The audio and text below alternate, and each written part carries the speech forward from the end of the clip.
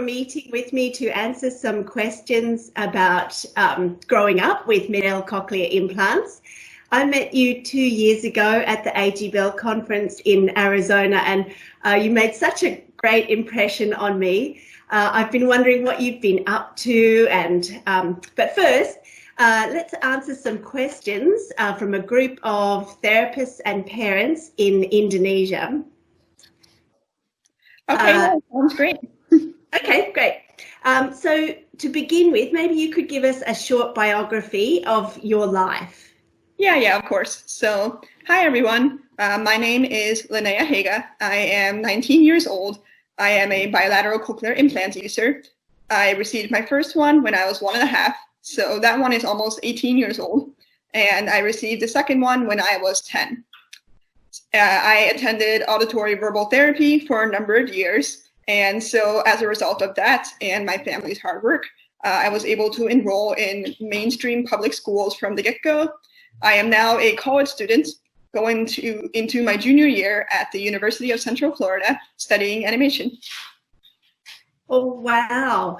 There's a lot to be proud of in that biography, Linnea, but what are you most proud of? Well, I'd say I'm proud of the fact that I was able to mainstream and graduate top of my class, and I'm currently attending, my choice university.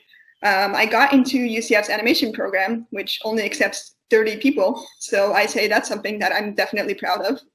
I'm basically living my dream right now. I'm doing what I love, and that's what I'm proud of. Oh, living your dream. That sounds fantastic. What do you think were the most beneficial lessons that your parents taught you growing up? I'd say the most beneficial thing my parents did for me was teach me to be a go-getter. And by that, I mean chasing whatever I want to do without seeing my hearing as something that should hold me back. In some cases, it is something that has to be accounted for or accommodated, but they never saw that as something that should be a bad thing or an obstacle. And, they were completely right in that regard.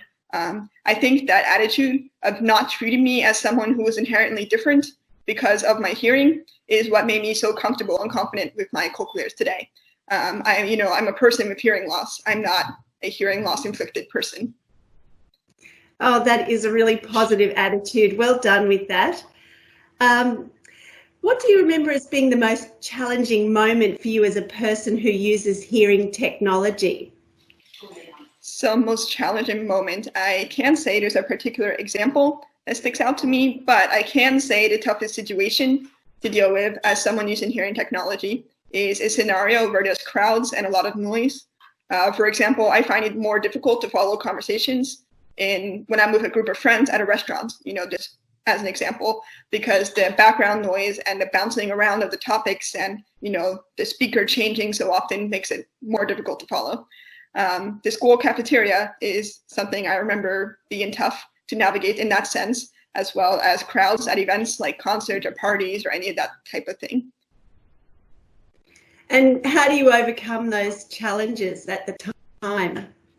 Well, while more difficult, it's definitely not impossible by any means to deal with those types of situations. I deal with it by asking for help.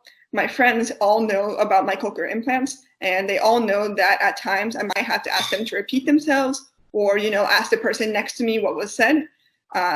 It takes 2 seconds for someone to repeat themselves, and all of my friends are very understanding of that. So, it's always okay to ask, and it's always okay to ask someone to do that because it takes just a little bit and it allows you to stay in the conversation. So, there's nothing wrong with that, and I've never run into an issue using that method. Fantastic. So thinking about this group of parents that are going to be watching this in Indonesia, what messages would you like to address to parents who are currently raising small children using hearing technology? So I'd say the most important thing, number one, is that your child grows up with their hearing technology being a part of them, not something that sets them apart. I don't see my cochlear implants as something that's separate from me. It's just my ears, it's my sense of hearing, just like your ears are just your ears.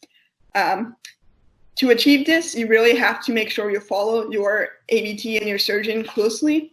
And, that takes a lot of work in the beginning while the child is young. But as they grow up, you definitely see results, and you definitely see, the payoff from doing all of that work. And it also means not handling them too overbearingly just because they don't have normal hearing. Just remember, to us, this is just how we hear. There's nothing wrong. We're just as capable as any other child. And it's very important that they know this and they have that confidence going forward. Oh, I really liked that statement you just said. This is just how I hear. I love that comment. Good one. Linnea, I'm wondering if your mum is nearby. Is she available to answer a question?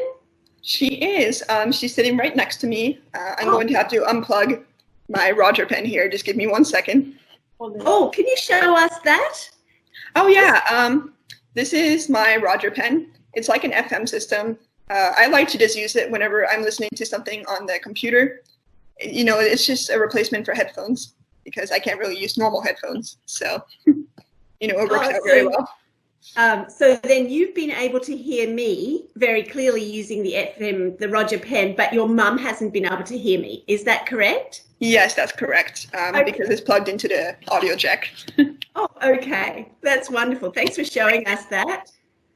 All right, now my mom can hear you, and she'll scooch on over.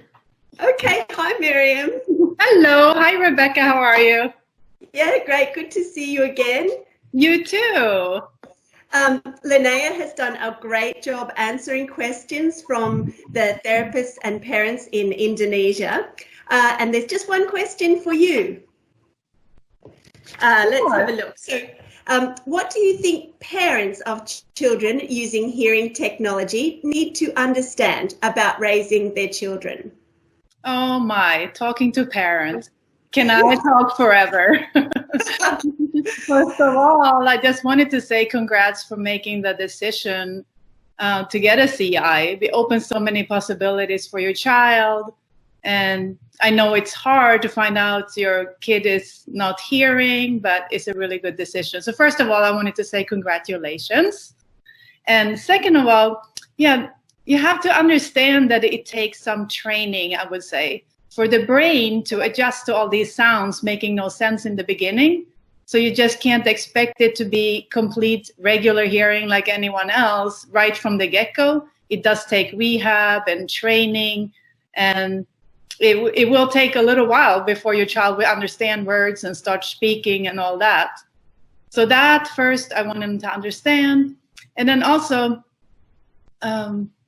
there's something that you have to learn to use, just like you get a new tool and you don't know how to use it. You have it, but you don't know how to use it yet. That's how I kind of compare the CIs to. You get it implanted and you start listening, and then you have to learn how to use it. And that's where your brain adjusts to learning to make sense of everything. But I wanted to say to remember to have fun with your child. Your kid is like any other kid that wants to just play around and be silly, and don't treat them like they're made out of glass or any different. They're just kids like anyone else. And I always like to use every moment there was to have an opportunity to speak. So talk a lot to your young children. Be silly, play, use any opportunity of the day to get speech in, and sing and be silly and just have fun. I would just, for example, go to the grocery store and look down the aisles and talk about the rice and what shape it has and what color and what you use it for. In the beginning, it won't make sense to your child, but wow, when they start talking, they will have a lot of vocabulary. And I do still remember the very first time Linnea knew her name. That took a little while before she understood that she was Linnea. And, the way that she stopped in her track and just turned around and looked at me when she heard her name for the first time, it's amazing. So I would say the possibilities are endless, and there's so much hope for your child. That's wonderful, Miriam. Very inspiring. And you are a model auditory verbal parent with that description of the grocery store. I've heard that before. Thank you. Thanks, Miriam and Linnea, for answering those questions. I do have one last question from me. Linnea, I'm wondering, do you want to plug back the FM, or are you happy to share the speaker with your mum? I can share it. It's all good. Okay. All right, good. So you mentioned you are living your dream at the moment, studying animation, but what's your dream job?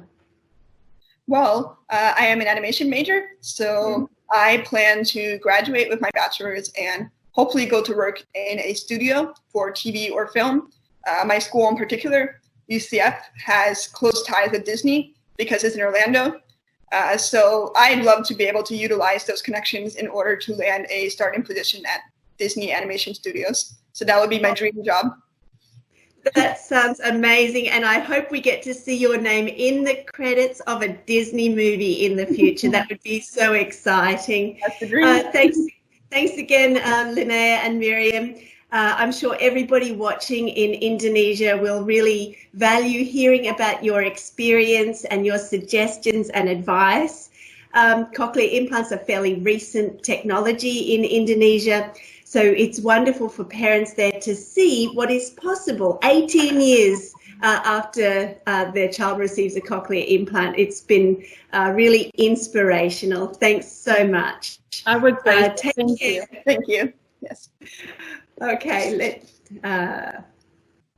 let me just finish this recording. It was great talking to you.